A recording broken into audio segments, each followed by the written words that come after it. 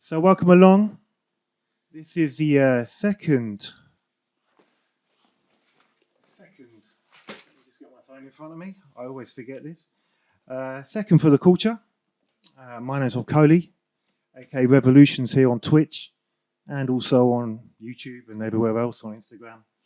And I'm super happy to be able to talk to two of my favorite Chicago disco boogie DJs. It's mad. Like as soon as they were over in London, I wanted to make something happen.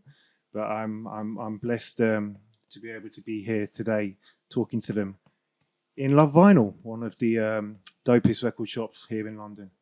If you're ever in London, come and see Jake. He's opened up especially for me today, and Zaf as well.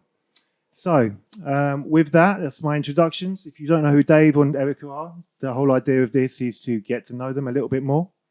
If you're tuning in from Chicago, clearly you know who Dave and Erica are. If you're tuning in from anywhere else, then this might be an education. This is what this is all about. It's about documenting DJs, documenting history, documenting just things that may be being lost in the ether as the new generation come. You know, each one teach one, as they say. And that's certainly what we're trying to do here. So with that, I'm going to stop talking. I'm not going to stop talking. I'm going to ask some questions. But I'm going to let Dave and Erica talk, because that's why we're here, right? So big up, everyone listening. So welcome to London. Hello.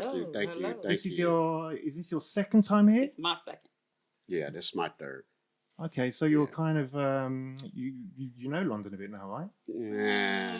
No. I would say that. A lot of loops and turns and twists. And on Saturday you were in the home counties, right? Camberley, was it? Yes. Camberley, yeah, Yes. yeah. And well, actually, you were at the fest. We out here as well. Yeah. That was So you've seen a little bit of like England, I would say. This Yeah, time around. yeah, the countryside. Yeah. What do you think of it in terms of The vibe and? I think it's really dope. It's real cool. It's real chill. I like it. I mean, you've been spoiled, right? You went to a Giles Peterson festival where Darren Jones was DJing and everyone was going off. It was crazy. You've been to this is just me stalking you on social, clearly. You've been to Camberley was it Soul Night?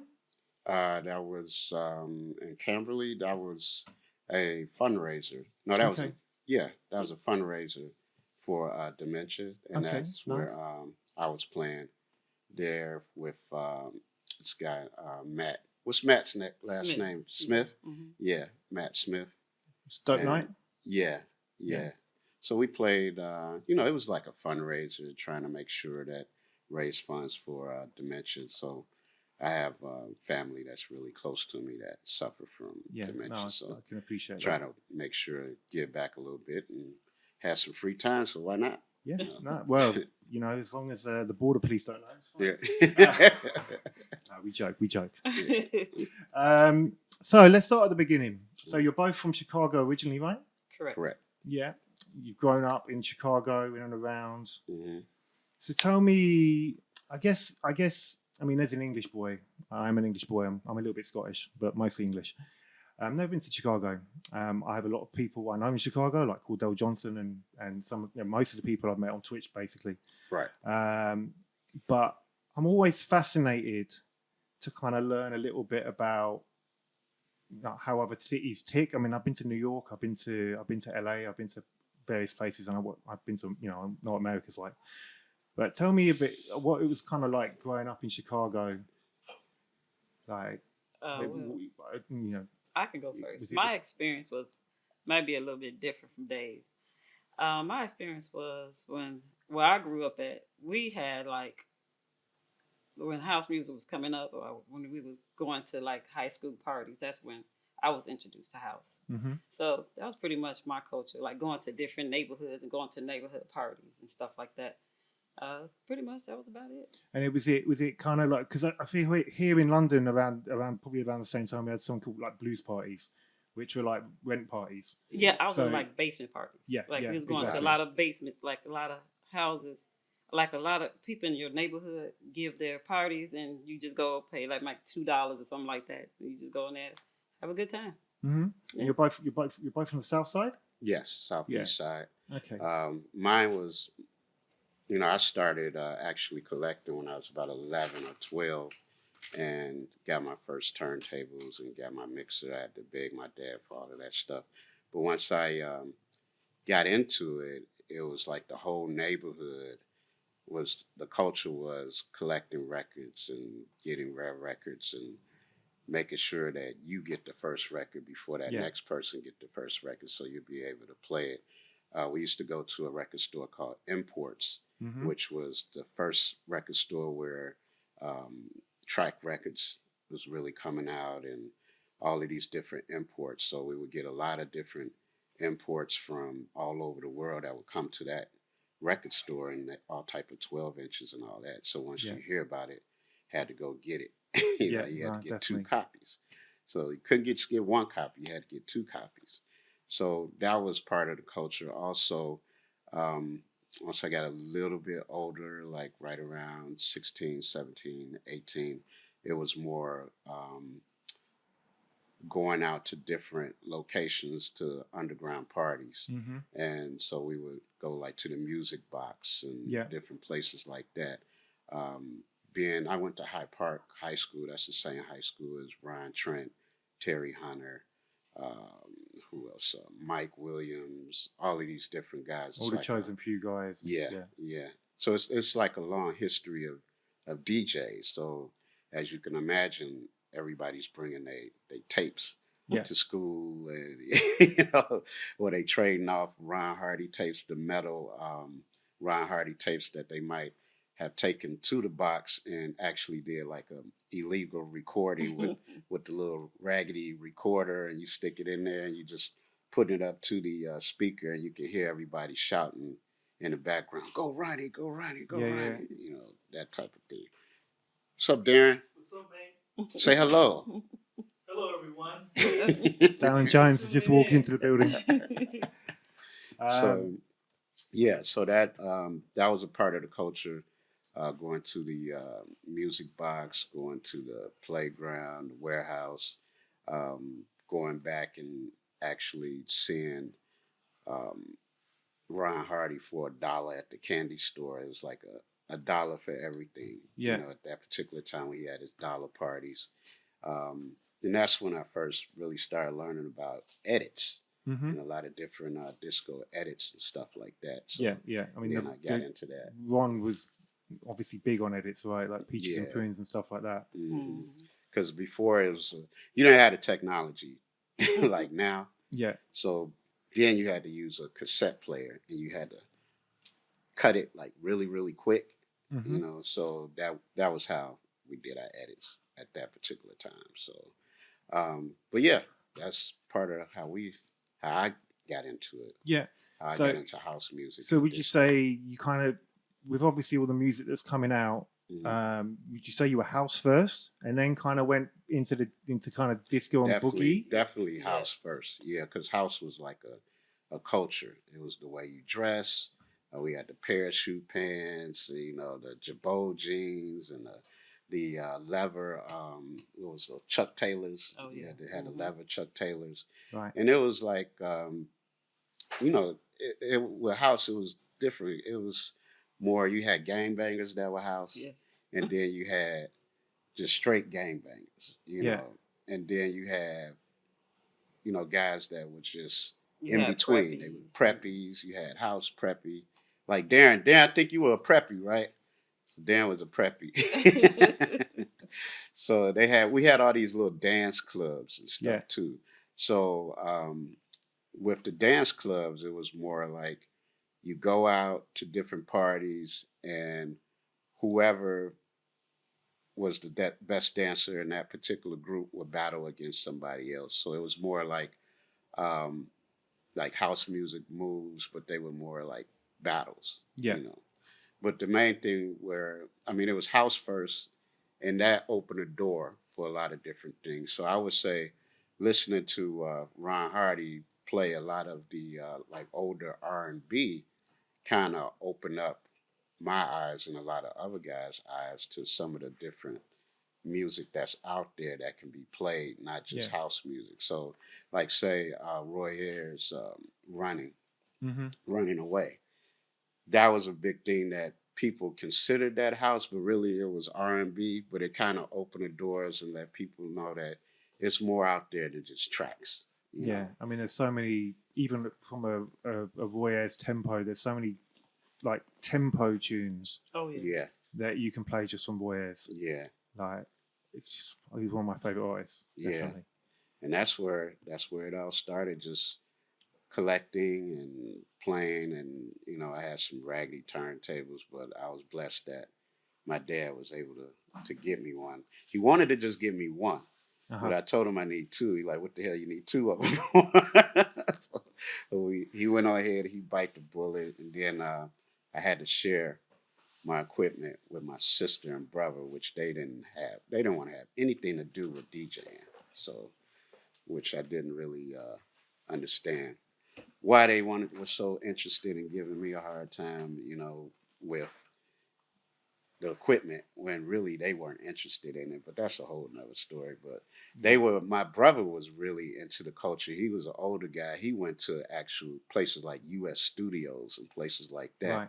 With Frankie, when Frankie first moved to Chicago from New York. Yeah. So he was going to a lot of those type parties. So he was like one of the original preppies, because back when he was coming up and when I was coming up, preppies were a big thing. So and I started off preppy and then I went to house. So it was like a transition. So preppies were more like K-Swiss, just the real preppy type style. And then we went from that and went straight into house music. House music was more underground, wearing a certain clothes, house music, house style type clothes, the way you dance and all that type of stuff. And then went from that to just like rare grooves and collecting rare grooves. So, one of the guys a couple of guys I got to give credit to. One will be, I actually grew up with him, was Sada, because he was the first ones that I really heard playing some rare grooves. Me and my guys were kind of like, yeah, this is cool, but it's kind of a little too different for us right now because we weren't there musically yet. And then we started playing a little bit more, and then I met Erica. And then Erica started, getting into DJing. I kind of turned her on to that. And then somebody's phone on over there. It's all live. So then from there, it was like, okay, I'm kind of tired of playing the same thing. So then I winded up a dear friend of ours, Tina Johnson. Okay. She was doing a lot of different parties and stuff. And I'm like, okay, I was doing some parties with Tina and we got cool and everything. And this one party that they did, and I was booked with Darren. Now, I knew Darren, but I didn't know Darren. So I kind of underestimated him because right at that particular time, my name was buzzing a lot in Chicago. So I'm like, you younger, you think you know everything and all this type of stuff. So he came in. And you got schooled. Yeah, I got screwed. I got screwed. Schooling. As they say in New York, sunned. I got sunned. So once, and I had met him through Tina, and Tina introduced me to him. And he came, and me and my other buddy, Zulu, you remember this, Darren? Me and my other buddy, Zulu, had came over and was talking to him, and we were kind of brushing him off because he wasn't really playing a lot of places then.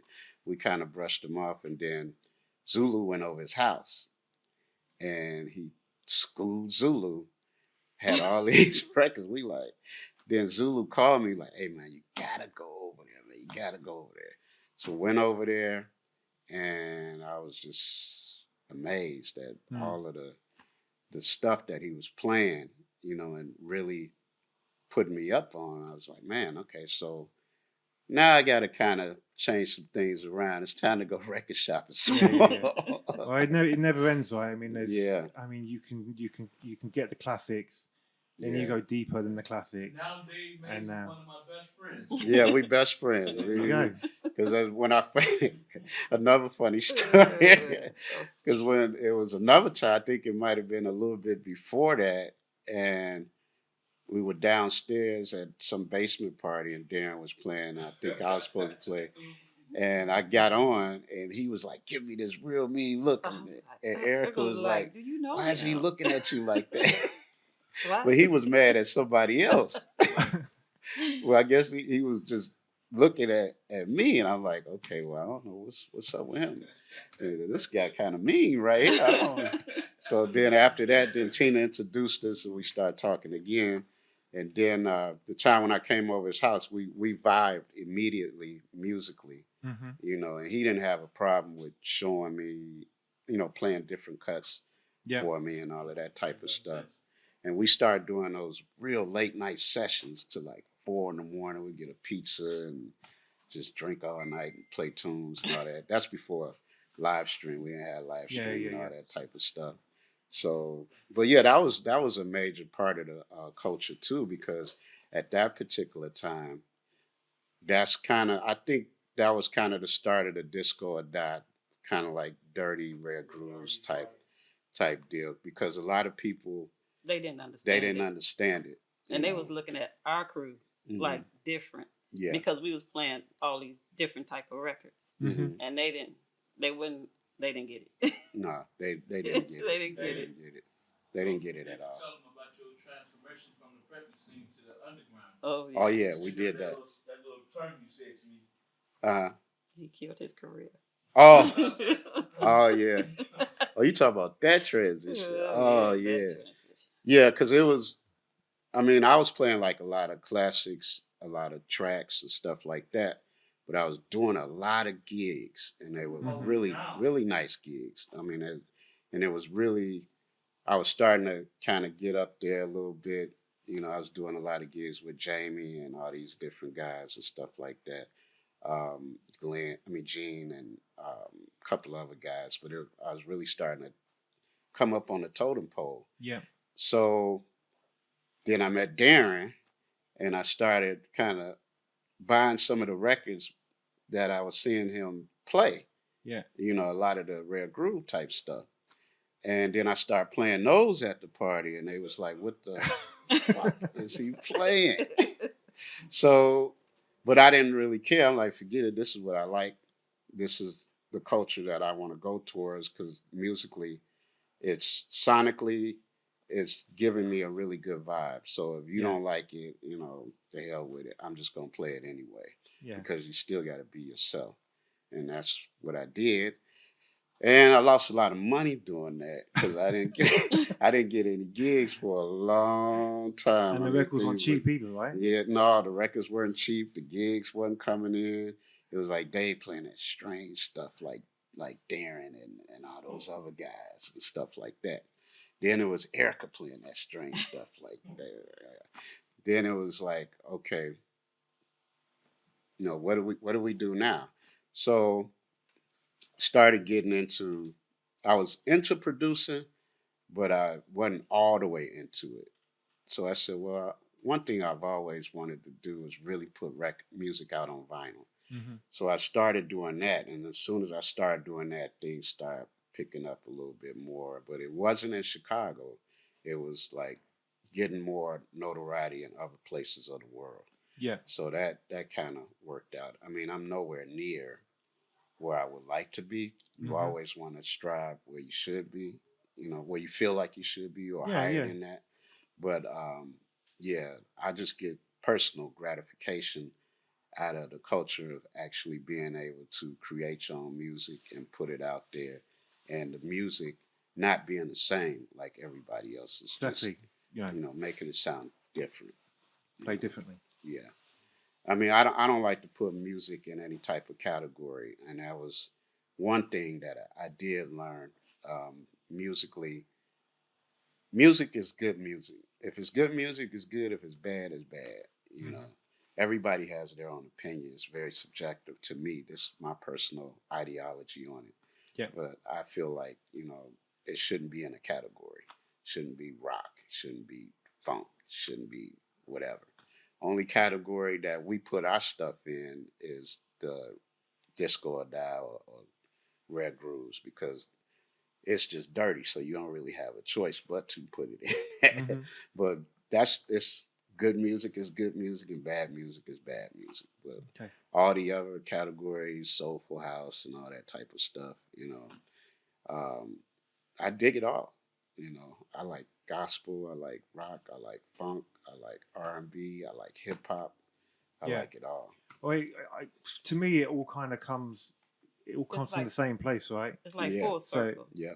I collect loads of stuff. I've got jazz records. I've got but ultimately, when you put it all together and you break it down, it is, and I guess it's a little bit different now because people have got machines. Mm-hmm. But it kind of comes from a band. Mm-hmm. Like I love all that delight stuff with all the horns and stuff. Oh yeah.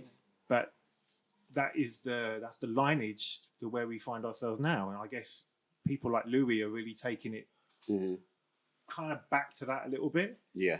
By making this music. I mean, not everyone can do that because they've not got Access Studios, or not Access, but the other studio. They haven't got the money to do it. Yeah. But I can kind of see what he's trying to do. Mm-hmm. And it kind of then shows the lineage of where we've come from. Yeah, it does.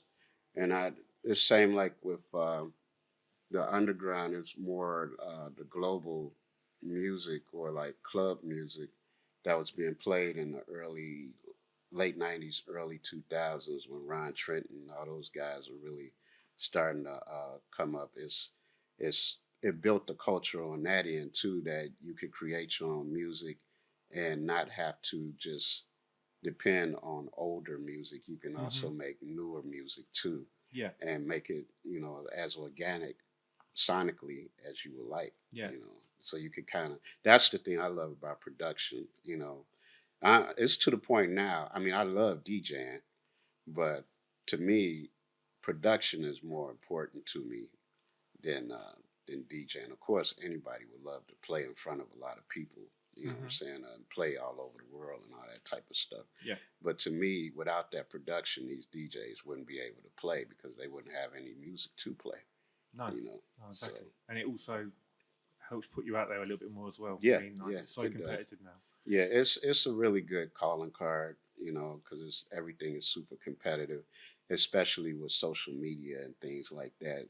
Now it's more how many Instagram followers you got, or how it goes, and Twitch and all that type of stuff. So, and don't get me wrong, I love Twitch because I do it every Saturday. Make sure you check out our show, Lunchtime Disco, every Saturday, except for now because we're not there. Yeah, Lunchtime Disco every Saturday. Kelly or Bella, if you can shout out Dave. Oh, Kelly, hey, Kelly. Kelly's there. Kelly, why you haven't come to see us? She's in Scotland. Oh, she's in Scotland. It's a long way, that is. Oh, that's a long way. Yeah. I had to come. We're going to make a special trip to see you next time. Need to get a couple of gigs up in Scotland. I'm sure she'll be there. Oh yeah. So what's Chicago like now? So we've gone. So obviously we've kind of touched on the fact. I mean, it is still kind of a hotbed, right? I mean, you think some of my favorite artists are there. Like Ron, like Vic. Geology's Geology's in New York, New Jersey. But he's in Chicago, right? No, he's in New Jersey, right? Brooklyn. Okay. Oh, yeah, okay. But he's some from reason New I thought he was from Jersey. Chicago. Yeah, but no, I think he's from there. He's from Brooklyn. Well, he lives in Brooklyn, but he's from New Jersey. If I said it wrong, Geology, I'm sorry, but I think that's what. But he's not from Chicago. He's not from Chicago. No, he's not. He's not. But are there part? You mean outside of the Chosen Few, Picnic, and all that? Is there still a scene with parties that go on? Yeah. Now this a whole. Because everyone's getting older, right? This is what I'm noticing. That's where I was about to go to. So, the scene now, personally, I feel like it's kind of tarnished. It's not what I feel that it should be. Now, this is just my personal opinion. A lot of people might feel totally different, but this is just my personal opinion. The scene now is more like DJs at the bigger parties, and at the picnics and things like that. They're playing the same thing over and over and over and over and over and over again. Yeah. You know, and I get it. You know, if you got a crowd out there that they want to hear this and you're getting paid and you really want them to continue to kind of follow you or whatever, you know, in Chicago, that's the bad part about it. If you don't follow what everybody else is doing, you know, it's you're kind of limited in your opportunities. I'm just being honest. Yeah, You're that's really true. limited in your But I opportunities. feel, And it's almost two sides to the same coin, because in other scenes, like on the north side, this is just south side he's talking about, but on Right. the north side, they're more open to the music, Yeah. if you ask me, Yeah. because you can pretty much be yourself on the north side right. rather than the south side. So Yeah. that's what is so tripped out about it. It's like pockets, Yeah. and you got to find your pocket pretty much. It's That's how it kind of goes. like it's funny because it's kind of like the city Chicago is very racially separated. North side, south side. All right. Now, not to say the south side people don't go to north side people don't go to south side, you know, or it's not to say that um, Caucasian people don't live on the south side and black people don't live on the north side. No. When I'm saying that is different opportunities are available, and that's the same thing with music. Now, on the south side, it's a divide with the music between the south side and the north side because of the culture itself. So on the south side, it's more the DJs are playing more the same stuff. The events are pretty much the same thing over and over and Right. over and over and over and over again. Mm-hmm. On the north side, people like Erica, me, Darren, we're able to like kind of expand musically and it's accepted a little bit more. You know? And is that, I mean, in terms of, I mean, is that gentrification? Is it kind of a little bit Yeah, like, well, I'm trying to, the whole city is in certain areas are being gentrified, you know. Right. So But I don't think it has anything to do with that. I just think people are more, I don't know, it's like they freer on the north side than they are. yeah, Like It's- thinking is different on the north side than they are on the south side. and Okay. I'm To talking me, about musically, now. musically, musically, right. yeah, not no type of social economic type of Right. thing there It's because just on the music, they more Yeah. open Yeah. to what you will play. To me, that's how I see Okay. it. Mm-hmm. musically, yeah, it's more what we play is more socially. I mean, it's more musically acceptable. right. You know, so they're gonna support it because they want to hear something different. Now, that's not to say that it's not some parties on the south side that's put together, and you know, you got some guys that's coming in and playing some really hot stuff because your dopest DJs are from the south side, you know, Mhm. and the west side too. West side got some dope DJs that came out of there, but the thing you got to look at is Chicago as a whole. It's been and it's nothing against Chicago. I love Chicago. I love my city. But I got to be honest. Everybody that started off in Chicago and leave Chicago wind up being successful. Yeah. I You see know, Yeah. that. and that's not just house music, disco. That's anything. That's anything. So that's, for example, like Common. You know, on the Mhm. hip hop side. When he was in Chicago, it was kind of like, you know, moved to New York, blew up. You know, Yeah. on now somebody we might be a little bit more familiar with, like say Zernell, for instance. Yeah. So Zernell, when he moved to LA, when we were here, we were doing a little bitty small party. When he moved to LA, kind of branched out, opened a lot more doors, you know. Mhm.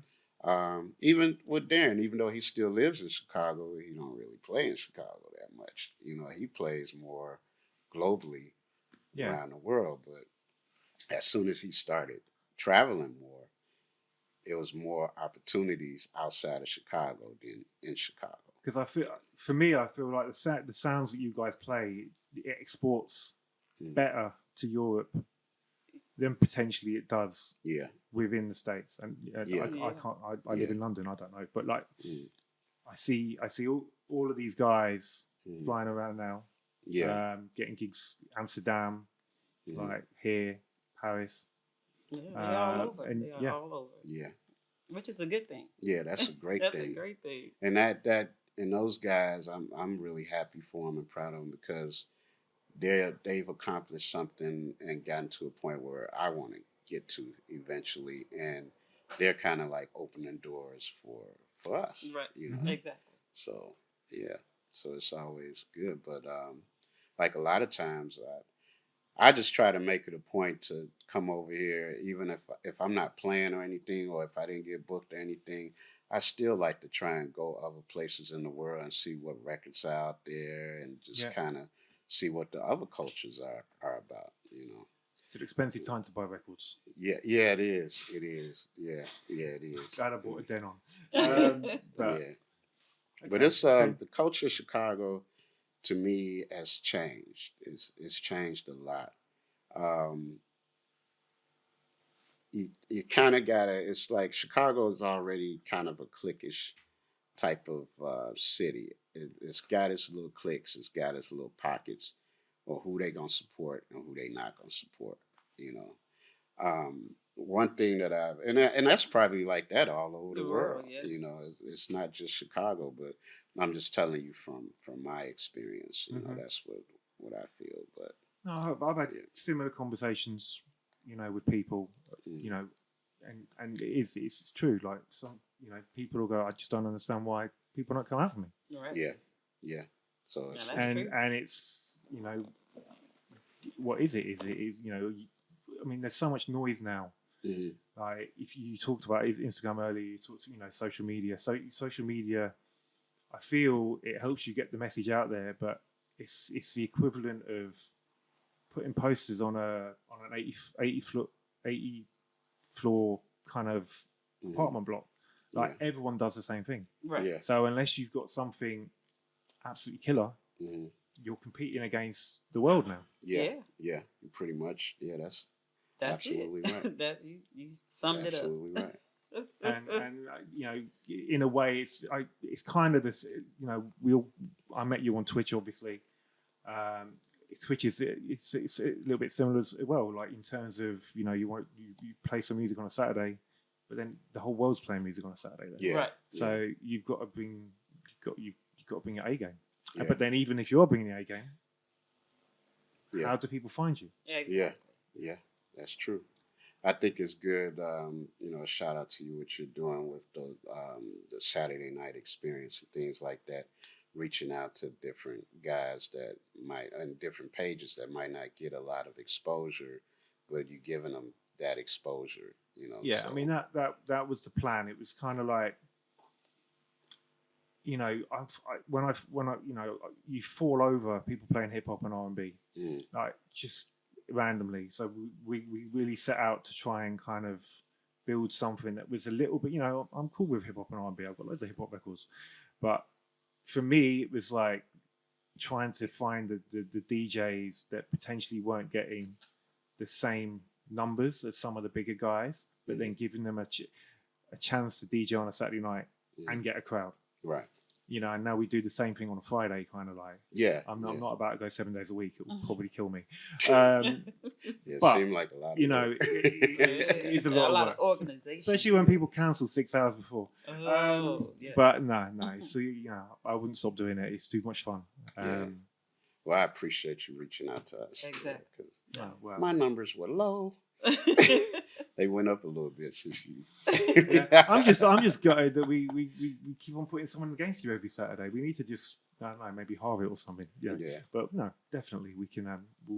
We support you as much best we can.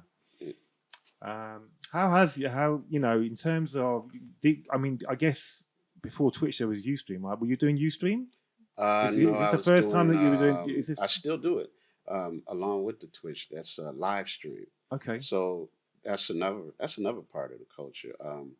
We have a group called Live 24/7 that we're a part of. Okay. And Live 24/7 is Live 24/7 Net Radio, and it's all vinyl DJs, all collectors, and all of these guys. Each one of them play different. So you got Jeff White, Sandor, MB, all these different guys, and they all got like massive collections. Yes. You know, so now we got Bullet involved. We got Bullet. We got Nasha Love. Oh yeah, Nasha. I forgot about Nasha. Yeah, I should have mentioned her first. Yeah. I'm sorry. Should did ladies first. Nasha Love. Right. And a lot of different DJs on there that's really into the music. So so the actual mission is putting music to good use, you know. Yeah. So it's it's really good to be affiliated with that group. They do something a big event once a year in Chicago. And that's one of the events on the South Side where you can really hear some really good music. So it's kind of like you gotta circle that date. Make sure you're there. So And this is R&B. This is not just house music. Everything. Yeah, Okay. it's everything. Only thing I don't think it's not a lot of R&B and hip hop, Yeah. but it's a lot of soul. It's a lot. I of mean, soul. old school R&B, not yeah. Yeah, like with Sandor, he'll do like old school R&B, more like steppers type Yeah. music. But it's I mean, he mixed it all in. yeah. What's that Thursday night called? Third, I forget. Some That Thursday. Yeah. That Thursday night thing. Yeah. Yeah. Thank you, Darren. So he and Sandor, he's a excellent DJ. Jeff White, Mm. all of them. Yeah. All those cats. But they underrated also. So they It's- don't. It's just so it's like I said, it's pockets. Yeah. And sometimes you just gotta find your people. Yeah. And once you're with your That's- people, it's just That's all the love rule for after life, that. right? Yeah. It's the rule Yeah. for life. Find your Find the right people. amount. Find your tribe. Find Yeah. your tribe. So that's all it's about There's a lot of underrated DJs out in there Chicago. in And all over the world, I believe. Yeah. So Yeah. So are you with Disco or Die, are you doing events out in Chicago regularly, or is it kind of just this is Well, actually, Pockets this again. is the very first Disco or Die, and we're doing it here Tuesday at the Lion and Lamb. right. yeah. So, I was going to get onto that. Yeah, you coming? I'm going to need to talk to the wife. Bring her with you. Like, Bring her with you. I'm here now. right. No, I wasn't expecting to be here this week, but I'm now here this week, so I'll see what I can do. Maybe. Okay. I didn't mean to put you on the spot. or nothing like that. I just kinda Small throwing it kids, out there. I've got to, that's the Shameful challenge that I plugs. have. Yeah, But it is a school holidays, so let me see what I can do. yeah, but we haven't done any in Chicago yet. We used to. We used to do something called Track 49. We used to do that. We used to do more like that's when I dear friend Tina, before she passed away, it was Tina, Darren, me, and Erica. That we was the glue that's the glue that stuck together. See how you do it? The glue that stuck together, and everything we did was always together as far as putting parties. Parties and Yeah. events. And, Yeah. So, because Tina was like a really, really good host. She like knew everybody, talked to everybody, one of those type places. She was kind of remind me of somebody similar to like Kelly a little bit. There you go, Kelly. You got a shout out. So, but yeah, it's a lot out there. The Disco or Die thing is a new brand that we're trying to start with me, Darren, Nasha, and Erica, and it's a new thing. I mean, it's not new for us because we've been playing and we've been saying it a lot. It was just a saying. This one guy, Darnell, he kind of brought it up. It was like, "Y'all, disco and dying," Then and it kind of started trending around, and then I was talking to Darren. He was like, "Man, we need to just." Body and Soul, they do stuff. Everybody started somewhere. Why not try Disco or Die? So and then we spoke with Zaf, and like, you know what? Let's do the first one right here in London. Okay, So that's what tomorrow we're night doing. at the Lion and Lamb, which is in. I feel like it's in Farringdon. I might be wrong though, but it's in East London. You would know better than me. No. It's a new. I mean, we've lockdown. it's a fairly new venue. I feel I haven't been there yet, but I know all the people that play there. It's got a great system. There's a lot of these bars popping up now where the system is kind of it's not a club, but it's more kind of I can't think of the actual word. Like there's Brilliant Corners up the road. All of these places now that just have really great kind of systems, and that's something that Chicago is always and still lacking. A lot of the bars, south and north, they don't put into the sound system for the DJs. It's like you pretty much got to bring your own equipment and bring your own speakers. But that's like the rest of London. Yeah. That's why I bought a PA system. But no, cool. God, I had questions, and you pretty much talked through everything. Let's talk about your record label for a minute. Okay. So it's both original music and edits, right? So, well, I don't have a lot of edits out. Erica has the only edit that I did out, the E. Kane edits. That was the volume 1. Yeah. Everything else is either original production work or completely reworked. So, like the latest one has got Space Disco Universal Robot Band. We took that and have an artist. He plays like 13 different instruments. Spike Rebel. Yeah, I know Spike Rebel. As Spike come in and play all the parts, and then I just do all the composition and arrangement and production and engineering and all that type of stuff. Also had Vic Lavender do some engineering on some of it too. Okay. So, but yeah, that's what the label is based off of. Original production and remixes, so like disco remixes of older, rare disco type of stuff. Yeah. That I feel might need a little bit of a twist. You know? So not a lot of edits. I haven't really put a lot of edits out. No, I have a few. I have you did an Afrobeat thing. I feel with Spike Rebel. Yeah, that was Indie Kaye. Yeah. That's a nice record. Oh, thank you. That was with my other one of my other artists with D&e. Her name is Shigochi, and she's done stuff with Tony Allen and a lot of different Afrobeat type of. She's from Nigeria, so she knows the lingo and everything. Okay. So she's able to put that twist on there. Yeah, interesting. And then the latest one is the latest one is Space Disco and Mood Groove, which my cousin in Atlanta, his name is Jay Clay. He's a supreme musician, keyboardist. I mean, he's like a jazz keyboardist. So he came in and he like changed the whole feel of the track that I was doing, because originally it was kind of straightforward, but he came in and added like these tripped out moogs on there that kind of gave it like a really crazy feel to it, and then he added an organ to it that he kind of manipulated at the same time with the modulation, and it kind of gave it a feel to it. So I got a copy for you anyway. You're here. Oh, nice, so. Thank you. But so everything has to be different. It has to be not the same. Yeah. And if it is the same, I don't pretty much want to do it.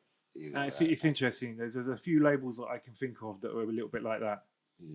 But there are loads of labels that just take a template and then just kill it into like literally one tune a week, 52 weeks, and they all kind of sound the same. But no, it's nice when there's variety, and it kind of shows as well, in terms of your depth as well, in terms of it's not just I'm not just gonna make soulful house music. Right. It's kind of, we did the music is color. I didn't bring it with me, but it's in here. I think it's on that wall over there. Yeah, it is. The music is color. It's up there somewhere, I think, unless Zaf didn't get around to it. Jake. But he didn't leave one in here. I don't mean to put you to work, Jake. I'm sorry. He's just sitting there. Oh, he didn't put it out yet. Okay. Yeah, but music is color. It's That's the one with it's the color. It's the green and yeah, yellow it's sleeve, like right? green and yellow, Yeah. and it's got a picture of Spike and a picture of myself. But Okay. it's really the album was based around Spike and his talents, but also we got a couple other artists on there. So we got Tina Howell on there, and she did a really good rework on the vocals of Sharon Red. Can you handle it? Mm-hmm. And it's Love like, that record. yeah, she made it more. How could I say it? Grimier. Okay. You know, Sharon Red has a really strong voice, Yeah. but Tina's voice is more like Raspy. graspy. Yeah. That's the word I'm looking Raspy. for. Yeah. Okay. So it gave it a really good twist to it, and then we added some really nice horns to it, and we just totally reworked the whole thing. Mm-hmm. You know, I tried on the drum machine. I tried to make sure that the beat was pretty much the same. So that was, kind of a little bit of a challenge, but and that was a challenge with Space Disco too, making sure that it had that boom, boom, boom, boom, boom, boom, kind of like that Bumblebee Unlimited type of feel to it. Old school feel using new school tools, right? Right. It's you kind of got to search for these sounds over and over and over, as far as like the drums, your kick drums and snare and all that type of stuff, because you want more of an analog type of feel to it, more of a natural, organic type of feel to it. So that was challenging, but once the bass line was able to get laid down, and Tina laid those vocals, and Spike laid that other. I'm sorry. Once the drums were laid down, and Spike laid the bass line, and Tina laid the vocals, I just was able to lay everything else around it. So okay.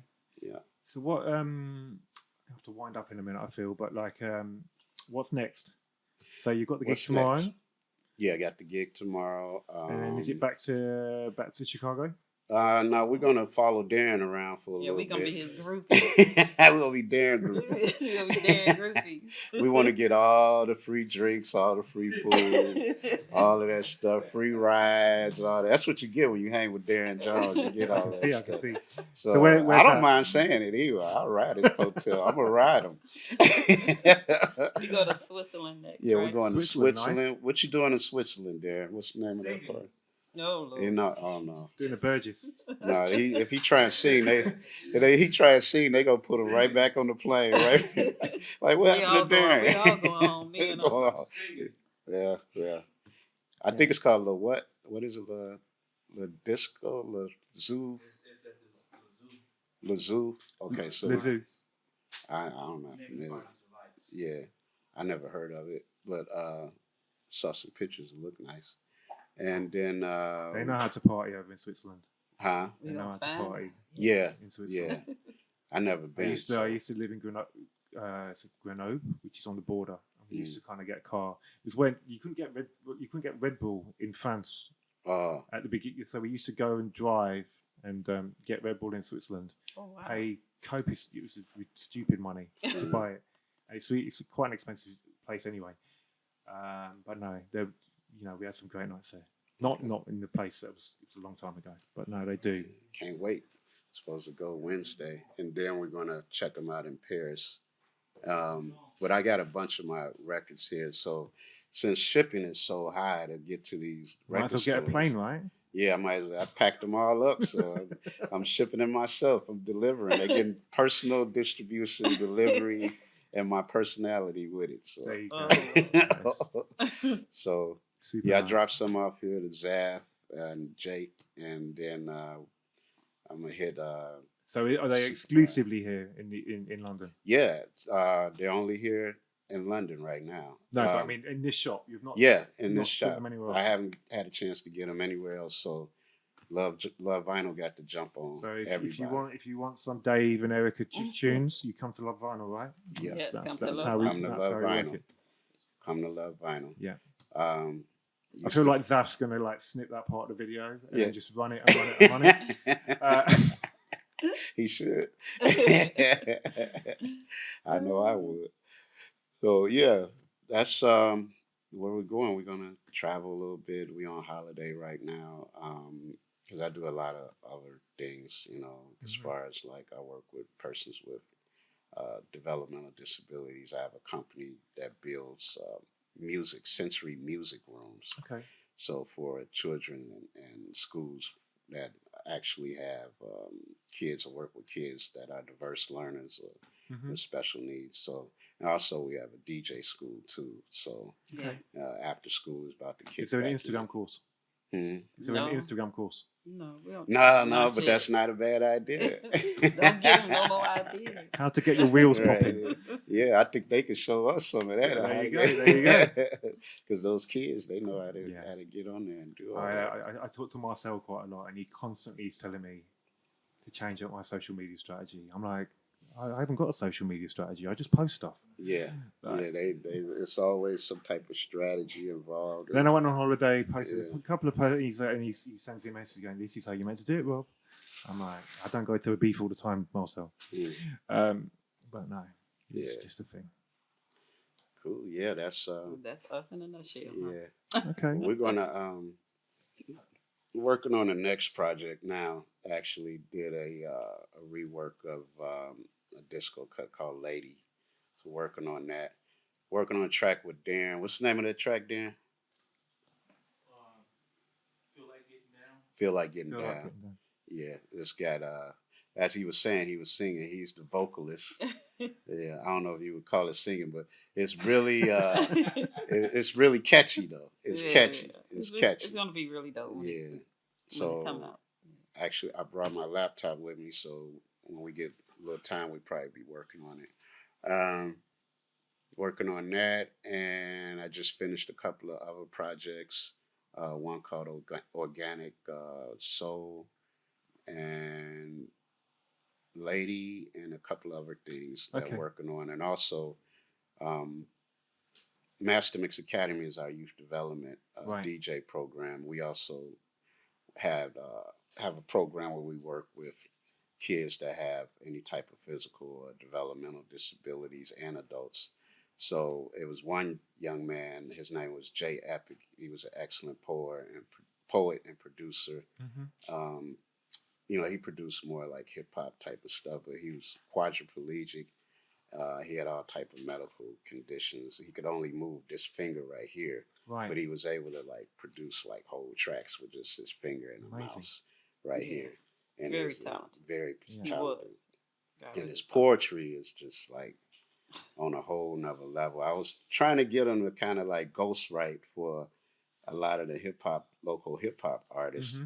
because he can rap, but he's not able to because he was feeding through a tube Right. and using a breathing mechanism, so he wasn't getting enough oxygen to get out enough bars to get things done. Even though I would chop it up, he record a little bit, chop it up, record a Yeah. little bit, chop it up. But realistically, I was trying to get him to do more ghostwriting, but he wasn't having it. He's so determined. He was like, "Nah, I'm not hearing what you're talking. I want to do it myself." But he passed away about 2 years ago, so Right. we've been raising funds to actually do his whole album. And Spike has been a really critical component of that because him and Spike were really tight. We were all really tight, and the fund, all the proceeds, once we get the project done, it's going to go directly towards programming for children and kids with developmental and physical disabilities. But it's going to be a coffee book album, so it's gonna have his poetry over like some really soulful like house beats and stuff like that, over some nice hip hop Yeah. and from the tracks that he produced, and also a little bit of like R&B. So it's going to be all around, Okay. and it's going to have all of his poetry in there. To have a download card in there, and it'll have like artwork for all of his poetry for each Mhm. one of his poems that's on the track. So it's kind of like a coffee book that you could sit on your table with two Okay. vinyl Sounds 12 dope. inches on there. So Okay. there's going to be a visual, we call it visual arts music And book. that will be next year?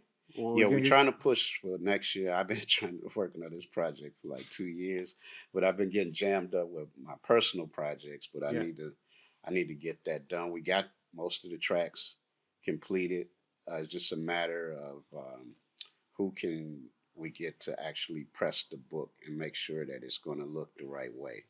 So that's what we having issues with now. You like Dilla, the guys that did Dilla Time, right? Or whatever that book. What's the Dilla book that came out in? Yeah. Anyway. Yeah. So they should have put a record in that. I feel that would have been a thing. Yeah. So we were on to look at. I've been talking with Tim Zinwala a lot about the project, and you know he's real connected with as far as like pressing projects like that. You know, so that's where we're leaning towards on that. Okay. All the proceeds will be there and going towards that. We're not going to get a lot pressed. We'll probably get maybe, because it's going to be an expensive project. So, so probably about maybe about 250, something like that. Right. Yeah. And so we just need to spread the word when it's out. Yeah, yeah. Get the word, spread it, get it out there. It's going to be a dope project though, because it's going to help a worthy cause, and also it's going to have some really dope stuff on there. Okay. You know, they have a download card on there in there also. So they're going to make it look real hot. Nice. Yeah. That was a project we was working on before he passed away too. So we're trying to make sure that we get it out there and get it done. Yeah. You know, then once we get it done, we got to figure out what the program that we can name under his name. You know, we already got the program started too, but we just want to make sure that he gets all of the project. Because one of his thing was to help other individuals that have disabilities reach their maximum level of functioning and being able to function in society through music. You know, music, poetry, and arts, because he's big on the arts. Yeah, so, yeah. Nice. If there's one thing that I learned just through even being in the lockdown, like just music is just such a powerful thing. Yeah, it is. And in terms of keeping people sane, keep helping people manage things. Yeah, I often think you know you get caught up just chasing tunes all the time, but the way it makes people feel. Yeah, it does. Yeah, because it's funny you mention that, because when I started DJing at 12, but I stopped at about 23, maybe 24, and I got rid of all my equipment and all that. Then I started back again at right around 30, but at that point, you know, I had a daughter and everything, and so I went over one of my buddy's house, Ridgeway, and I grew up with him, and I started, you know, just kind of fooling around a little bit over there. But it started making me feel really good. It like took my mind away from all of that, and next thing I knew, I was buying equipment again. Escapism is the best form of escapism I can think of. Yeah, that was 22 years ago, and it just grew from there. So whenever I have problems or anything, I always either go play some music or make some music. One of the two. The making music part with the production, a little bit more. It's always going to take your mind away from that, because you got to focus. You know, you got to focus.